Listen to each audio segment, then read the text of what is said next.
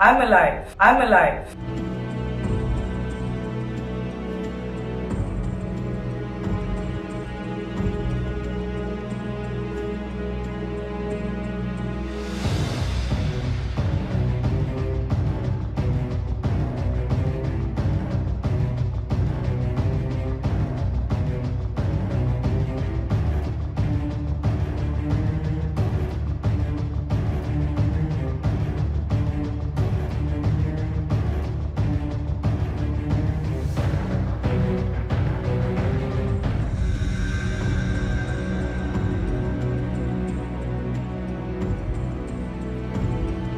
I'm alive.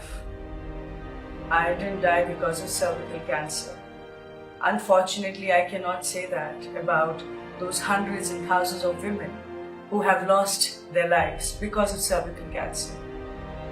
It is not because they couldn't do anything about it, because they had no idea what to do about it.